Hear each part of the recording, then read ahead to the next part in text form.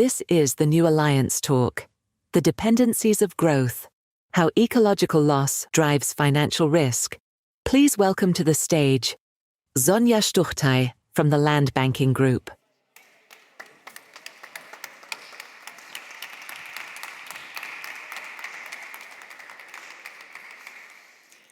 Good afternoon. I feel very privileged that you're still here.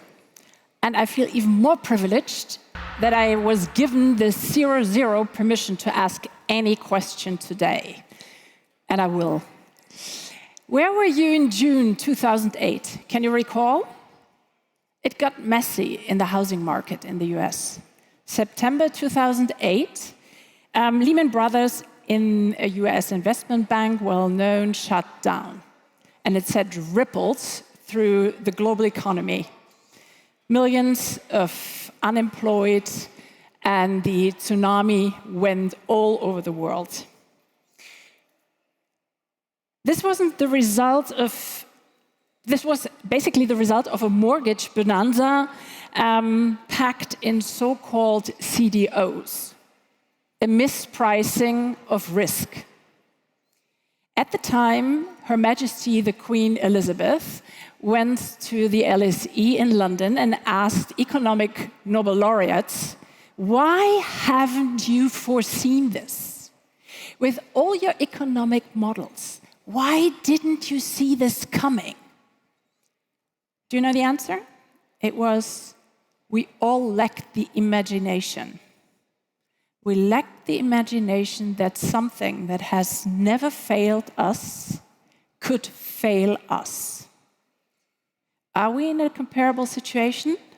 I don't have a queen to call on stage, but somebody from the German government. So we start there to call on my panel. It's Jochen Flasbarth, State Secretary, Federal Minister for the Environment, Climate Action, Nature Conservation, and Nuclear Safety. 3 terms of office. He should know. We add this with Valerie Hickey, Global Director at the World Bank for Environment, Climate Change, Environment, Natural Resources, and Blue Economy. Gustavo Enrique Morales Cobo, Executive President, Fasecolda, and ex-Superintendente de Salud, very important in that context. And Isabel de Malo, IFRS Foundation and International Affairs Advisor, former Vice President and Foreign Minister of Panama.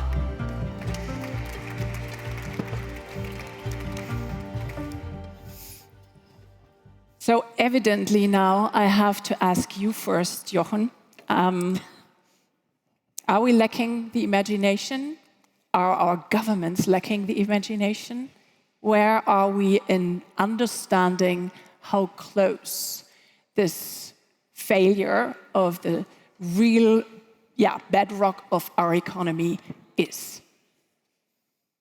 So let me start with a joke. I could never imagine, talking about imagination, that all the panels I attended ended exactly per second when they should end, and the next one started exactly at the time. This makes a German really happy. So now that's a delusion. Now I want an answer.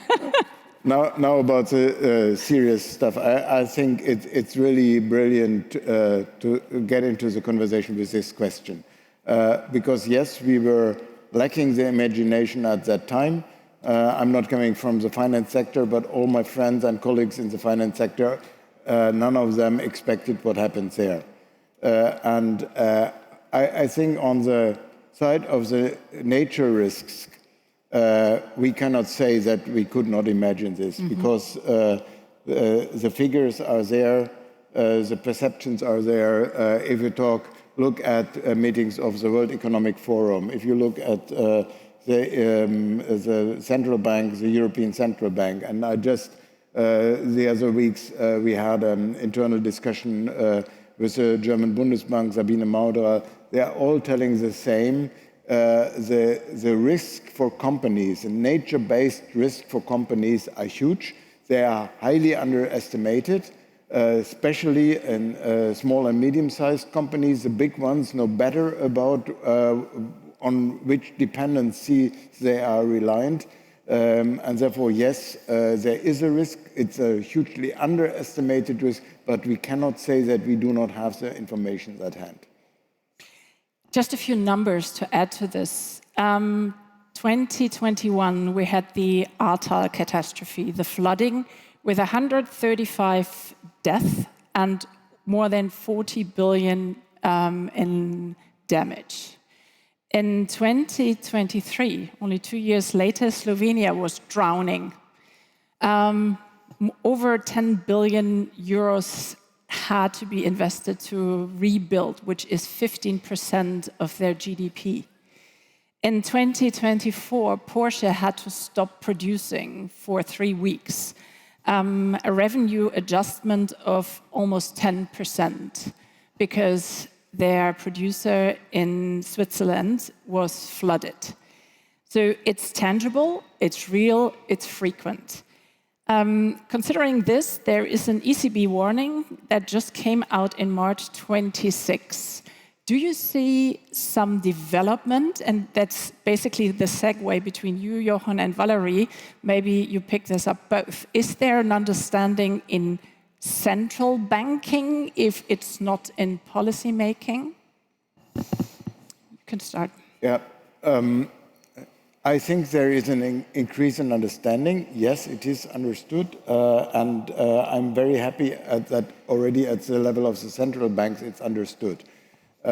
It's now triggering into the political system, but we are still not where we are. And now you address me as a representative from governments, but what we are concerned about, and that is why we are working together with initiatives like INAT, that we get these numbers into the DNA of a normal company.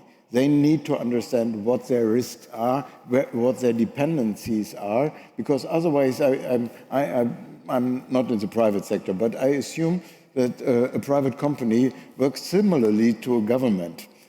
If you are convinced on the one side that an investment is needed for your company, but your CFO doesn't understand why are you proposing this investment, then it might not happen. And therefore, we need to have the language in a kind of figures to make this resilience preparations to happen. And let me mention one last point. As you mentioned, the 15 billion we organized after the catastrophe in Ahrtal, which is for the non-Germans a very, very small river. In summer, you really can walk through at some ways, and it created this huge disaster. And then we were happy to organize this financing. But as I'm also negotiating this on international level, our developing countries partners don't understand us.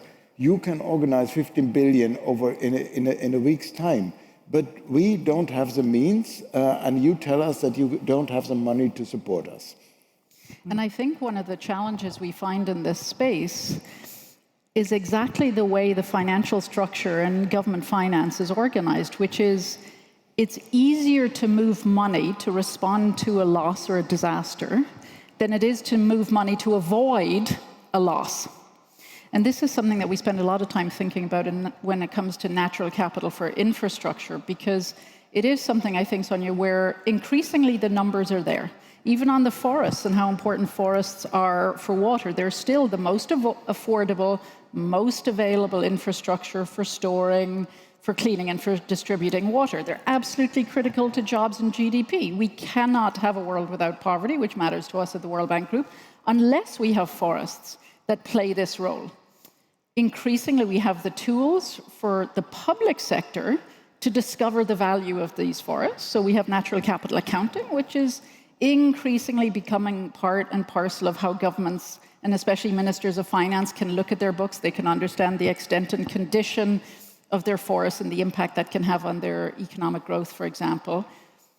The challenge is in the so what. How do you move from discovery to decision-making? And it's not so easy because there still are market failures. 60% of fresh water crosses international boundaries. So what you do in one country might benefit your neighbor but doesn't benefit you. And in a world where money is scarce, public governments aren't always willing to be quite so generous to their neighbor.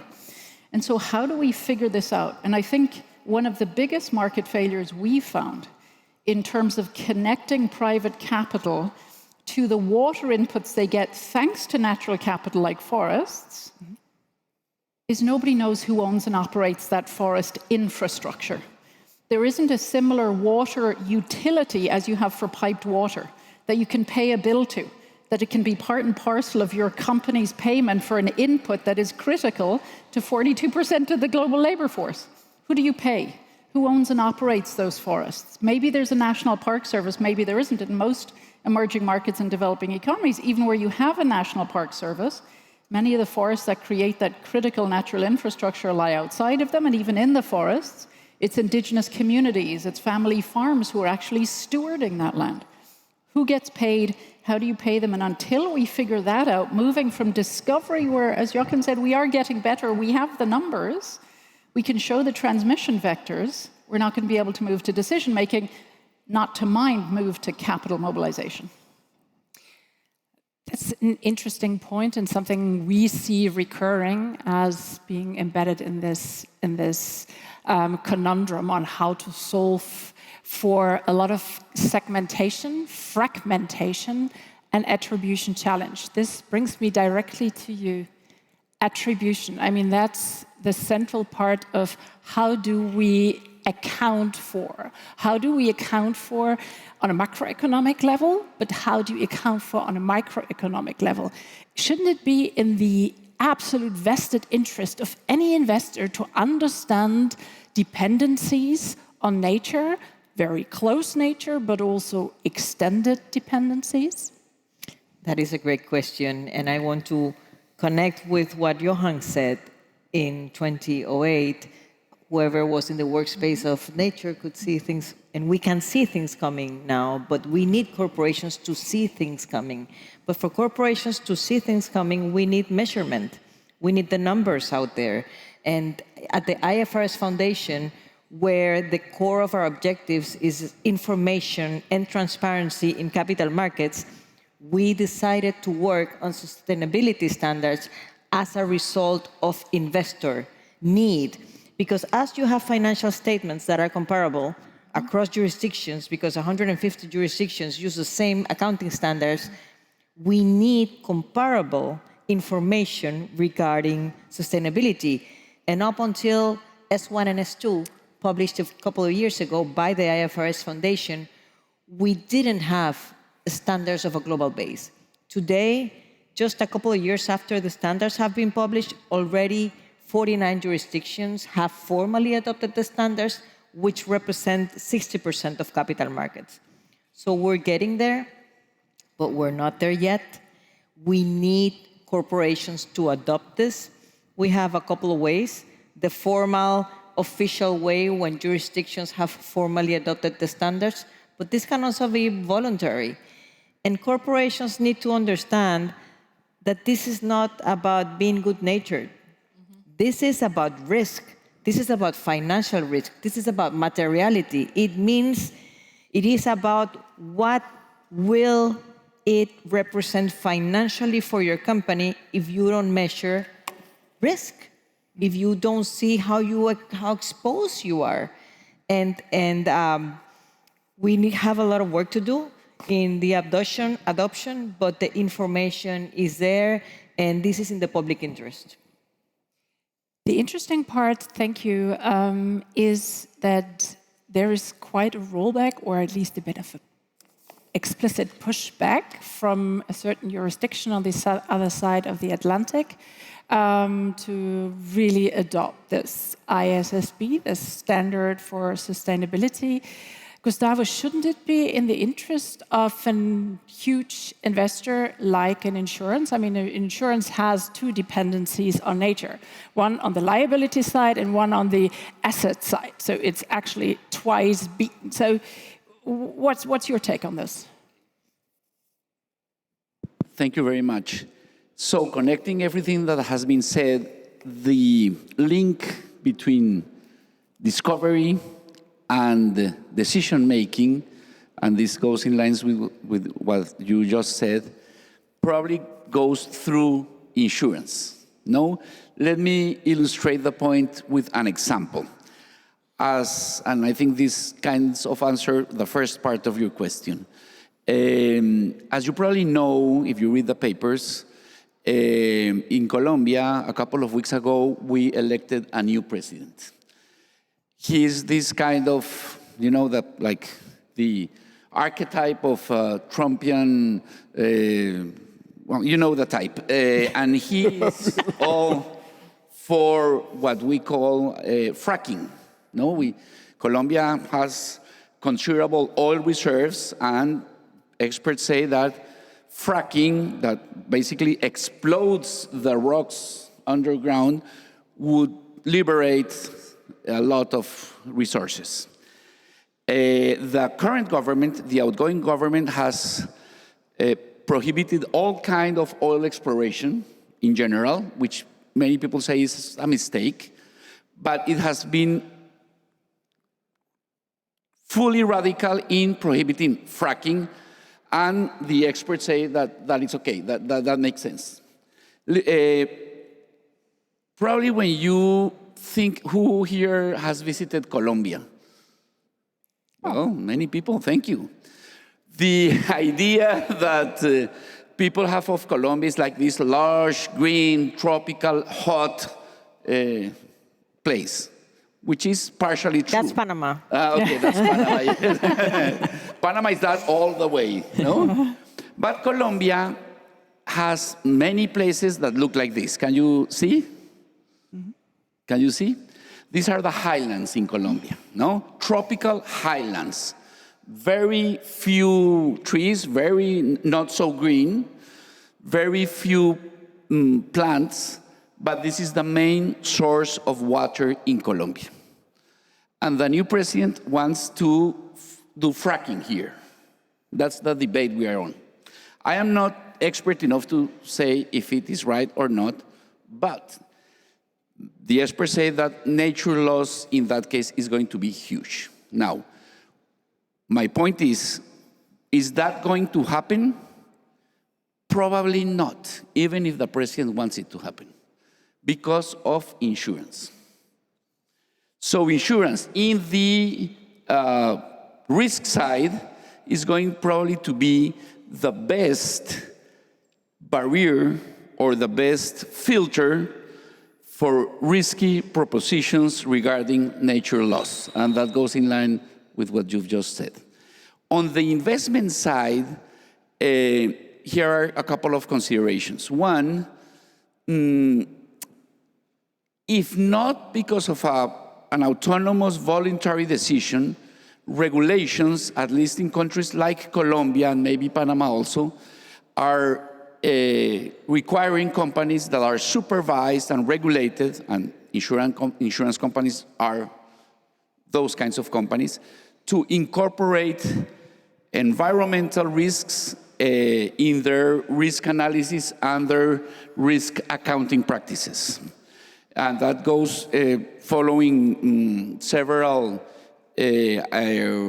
international standards, and that's good.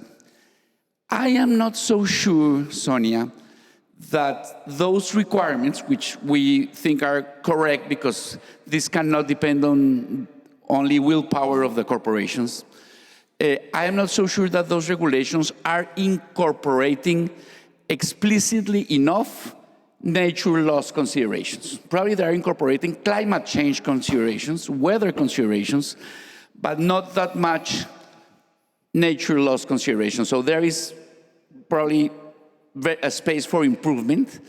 A couple of years ago in Cali, Colombia, the conference of the 16th Conference of the Parties regarding biodiversity was held, and one of the conclusions was that climate conversation and nature loss conversation had to be taken as a whole, together. That is not yet happening.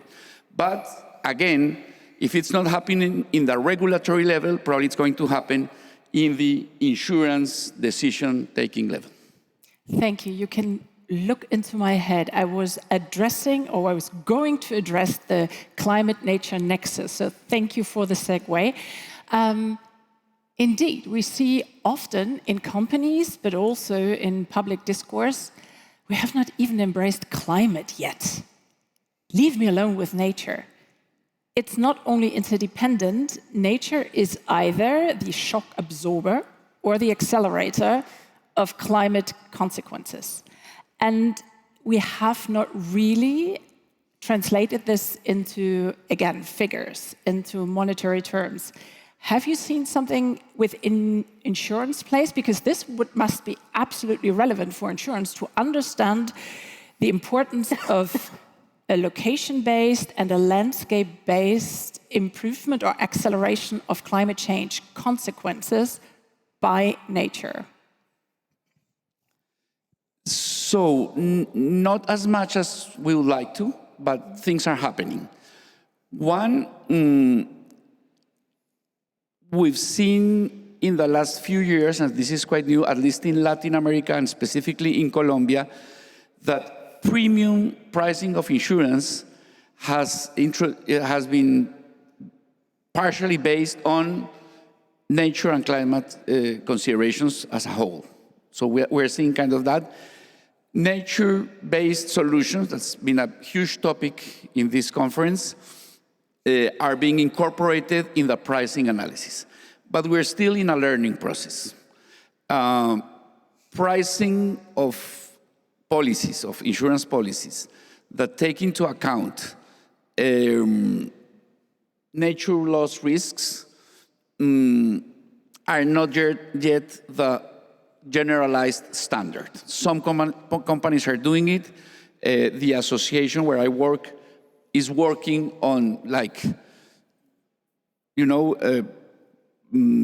spreading the word on that. Mm-hmm. And on the other hand, recently, and I think this is also the case in Panama, you'll correct me,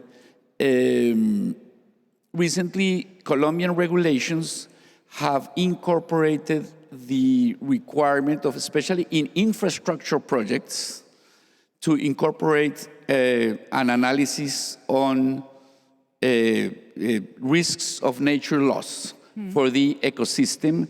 And we've incorporated in our regulation an index on biodiversity and ecosystemic services. And that's kind of new. So we are learning, but I am surprised that Latin American countries seem to me that are ahead of the pack in terms of what's going on in the insurance industry. I get two signals. Go ahead, Isabel. On the connection between climate and nature, which is evidently there, that should not take us from measuring separately. And I think of the global space where we have the Sustainable Development Goals, and of course there is connections, say, between health and education. Children that are going to school, if they don't have the appropriate nutrition, cannot really have access to school. So there is connection between development issues, but that doesn't mean that you cannot measure them separately. Likewise, if we look at the climate measurement being considered in the private sector in S2, you need to look at your emissions. You need to look at your energy consumption. There are some kinds of issues or specificities that you will measure to have that information. In the same way, if you're going to measure nature, and IFRS already requires within S1 to consider nature, but we are this year working on the first guidance for nature, which will come out in October, then you need to measure other things. There you need to look at deforestation. There you need to look at water stress. You need to look at biodiversity. So the fact that there is a connection between climate and nature, and it's all a part of sustainability, doesn't take us away from the fact that we need data separately, and we need specific measurements to evaluate them. That comes back to your point, Valerie, of the so what. It's not data for data's sake, but it's data to explain interdependencies. So if I have an increased heat risk, I want to see more shade trees. I want to see more water holding capacity. I want to see more rivers restored. And if I have, I don't know, storm threat, I will look for other KPIs that are relevant. So I have to measure properly in separate terms, but to get to the so what, I have to understand the dependencies. But I think we have to learn from climate change, because one of the things we learned in climate change was that capital market discovery didn't lead to massive capital markets reallocation of capital. It wasn't until renewable energies became cost competitive and you had a regulatory framework that provided the predictability for capital to flow that you actually saw large-scale capital flows. So I think one of the things we have to think about on the nature side is how do we move from being problem setters? We're always so comfortable in this space of talking about let's get more data. We have to become problem solvers. And we have to showcase what are the ingredients where you can turn natural capital into an infrastructure project. So how do you define procurement? When you're talking about restoration, we know how to procure a brick of cement. We don't know how to procure a seedling necessarily. The public infrastructure for accessing the number of seedlings necessary in a country like Kenya, for example, that is trying to double its forest cover and really think carefully about what's planted where to produce not just the right trees in the right soils, but trees that have economic benefits where you need to. How do we begin to piece together those solutions to think about nature as infrastructure? But I did want to ask you one question, Gustavo. Forgive me, Sonja, for asking a question. My concern, I agree with you that insurance can be a great bridge. But the people who are at the nexus of suffering some of the worst climate change impacts and who depend more on nature than anybody else are folks like the 300 million small-scale family farms, next to none of whom in a continent like sub-Saharan Africa have access to insurance. So how do we deal with those folks who are out of insurance markets? It's also true of many small and medium-sized enterprises who the premiums for insurance are too high. So where the insurance markets aren't moving into these spaces, how do we create that bridge? How do we attract insurance to go where insurance hasn't gone before? And how do we make sure the data doesn't scare you away? Because one of the challenges we face is nature is such a mispriced asset. Often the risk is overpriced, and it's what can scare insurance companies away. Thank you. What a good question. The answer to that question goes through the nexus between climate and nature considerations and financial inclusion. The short answer to your question, which is, of course, a complex answer, in truth, is that you have to have insurance or any other risk management tool. Insurance is just one of possibilities. You have to have insurance or a risk management tool that is paid for by other people, maybe by the government, maybe by NGOs, maybe by subnational entities, maybe by the companies or entities that are building the infrastructure or whatever. You are completely right. You cannot impose the cost of insurance premiums to those millions of people who barely make it to the end of the month. So insurance is a solution, not necessarily. It's a solution that benefits those people, not necessarily them paying it for it. That's the way we're doing. And in Latin America, we've been experimenting with parametric insurance for that purposes. So now, for example, recently, 2 months ago, 5 subnational governments in Colombia bought an insurance to protect small farmers from catastrophic insurance. So there are ways to... That's why social safety nets are so important. And thinking about one of the things we've been looking at in places like the Sahel is how do you build social safety net systems that not only embrace people who are often left out because they're moving informally, they don't own the land, they're not included, they're not banked, so how do you reach them? But then how do you change how a social safety net operates so that the money is given before the disaster? So that those farmers, many of whom are women nowadays, because their men have moved to the mines to go fracking, to go looking for gold, they're left behind and they can plant the trees, they can do the things with a little bit of capital through a social safety net system to reduce the shock of what we know is going to be another drought, another flood, but moving it before. So it's a little bit similar to insurance, that kind of a social safety net system for the poor. And there's another aspect to it, which you mentioned just before. It's mispriced. So this entire notion of where is my risk sitting? As an investor, there tends to be this understanding, I follow my asset liability modeling, and that will tell me how risky an investment is. However, those models are flawed. They are considering a very linear trajectory of the past. We are in an exponentially changing world. And whenever I talk to institutional investors, they absolutely acknowledge that fact. They say, yeah, our models are wrong, but we all are using the same ones. And there, here comes the policy making, we are required to use them. And yes, we could have a stricter approach, but this would set us apart from the competition. So here comes a bit the question back to the policy making.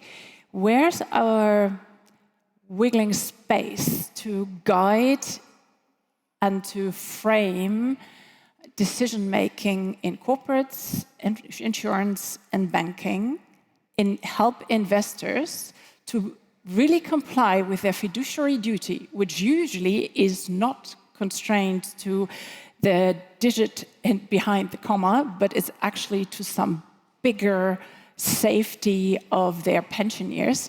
But it's so easy to just withdraw from the argument and to say, well, I have my models and I can't move away. Yeah, I see the duty of governments to work on this. I mean, usually we could also say, I mean, this is a business sector and everybody is free to make his own mistakes. But of course, this is back infecting society. So it is not a risk that is sitting alone with a company. And that is a reason why I believe that governments need to take care. And as I said at the beginning, and it was addressed by some of the interventions, it is not only about including the risks into the decision-making processes in companies, it's also about data. And not only the financial data, it's the data laying behind on the physical side. And I want to give an example. It came into my mind when you were speaking about your elections and typical type of men. I don't know why I was thinking about Elon Musk then, but the story is he flew into Berlin where he wanted to build a facility, Tesla facility. And he went out of his plane and started laughing and said, "You have a water scarcity problem." And whoever flew into Berlin, you're flying in over a lot of lakes. So the stomach imagination of a non-skilled manager says, oh, there is no water scarcity. Mm-hmm. If you look a little bit deeper into it, this region around Berlin is one of the regions in Germany where the projections are showing that due to climate change, water scarcity will be one of the key challenges. So these data need to go into the risk assessments, otherwise you are misled. And more than that, to put another layer of complexity on it, this is not static.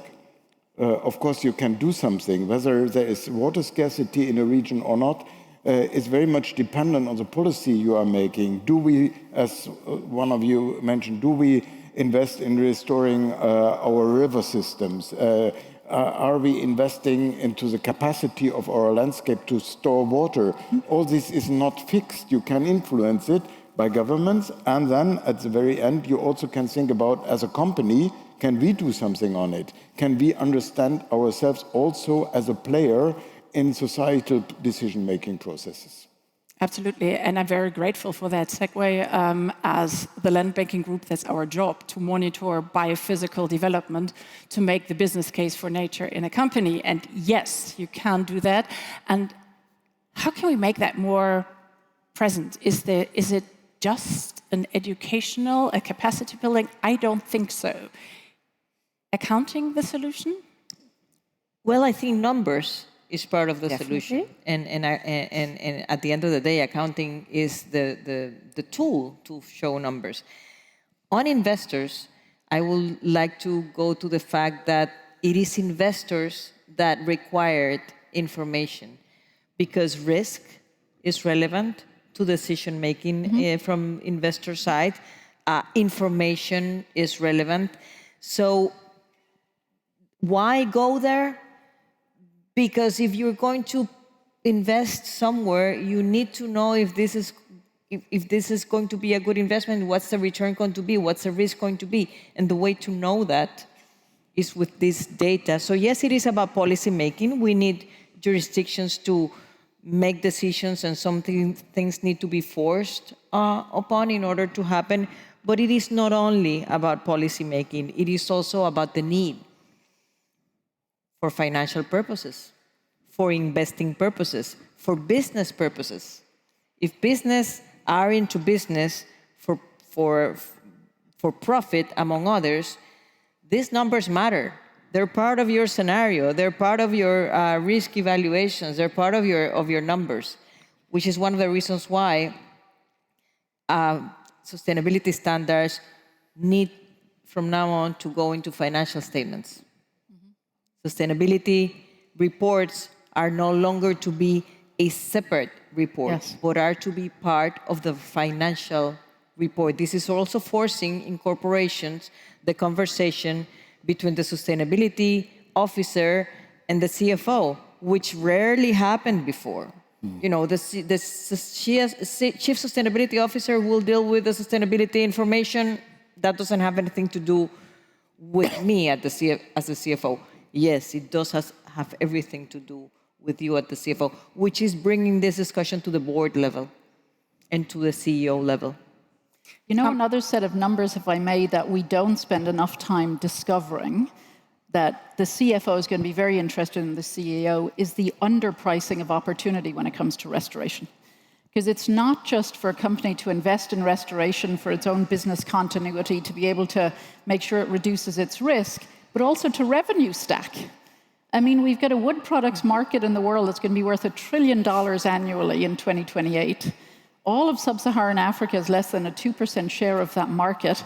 Huge opportunity, huge demands in the regional and domestic market. Instead of importing wood for framing or for furniture or for railway ties, as huge railways are being built across Africa, you could build these domestic industries.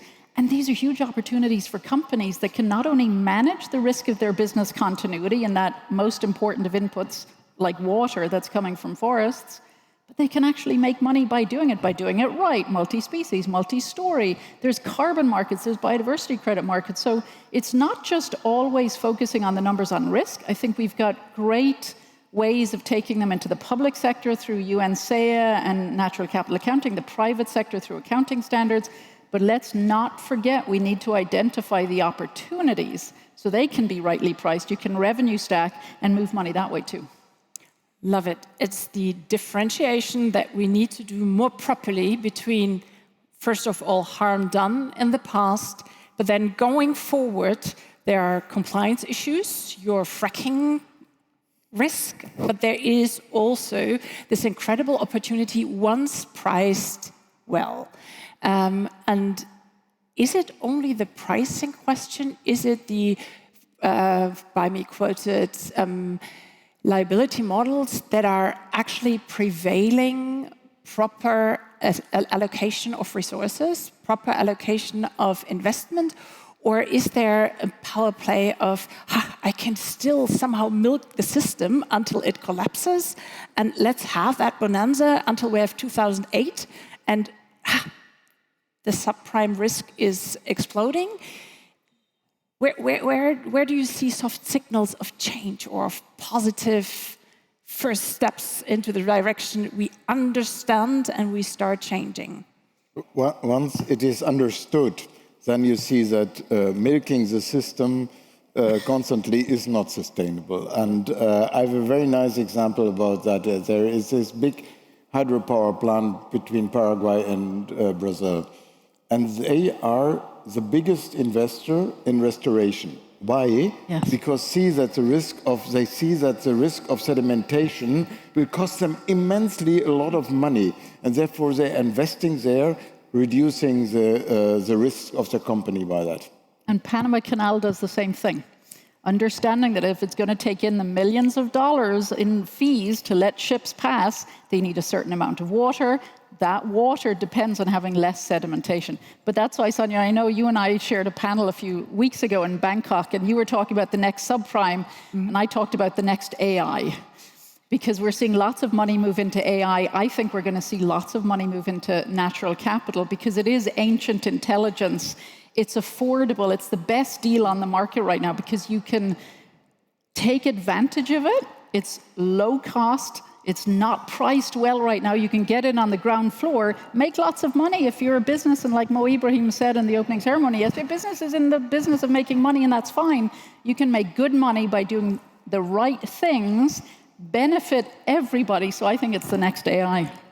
And you know what? After that panel, I had the privilege to go to Beijing, and I was blown away what's going on in China and what business is coming out of this ancient intelligence. So that was just tailwinds for your argument.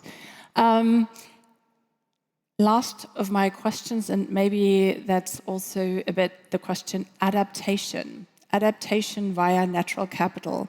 Is that a potential driver? I know Germany has the most meticulously developed national adaptation plan, and I wonder if that would be followed, we wouldn't have that discussion anymore.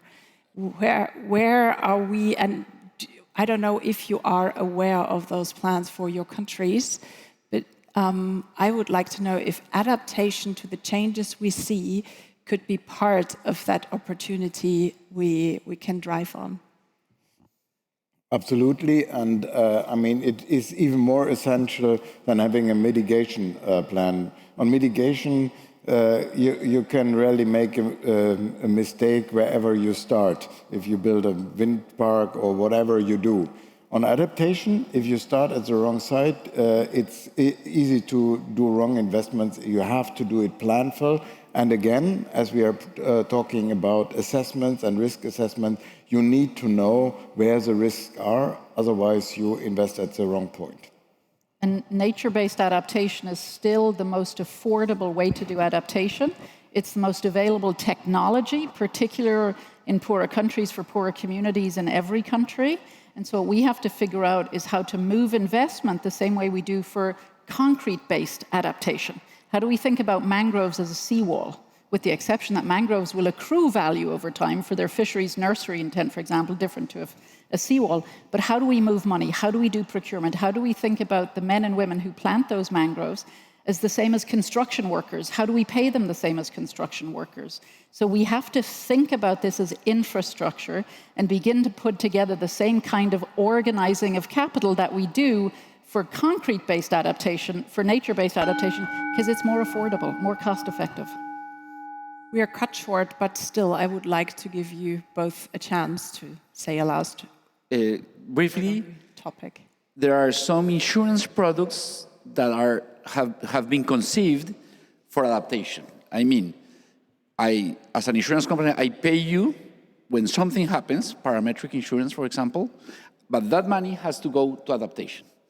And that is something, a kind of an interesting innovation to explore pathways forward for that concern that you have. I will just say that we need to embrace nature not as something that is this threat that is driving me to do all of this work, that is taking resources away from what I really want to do as a corporation, but that we should embrace it as an opportunity. And there is a lot of opportunity. Adaptation is an opportunity for business, for sure. Just like nature and climate change and energy savings and energy efficiency are opportunities. So I think if we change our lens, it would be a good deal for everyone. Wonderful. Nature as accelerator to growth, stability, and competitiveness. It was a joy to share the stage with you. Thank you for being with us, and have a good afternoon.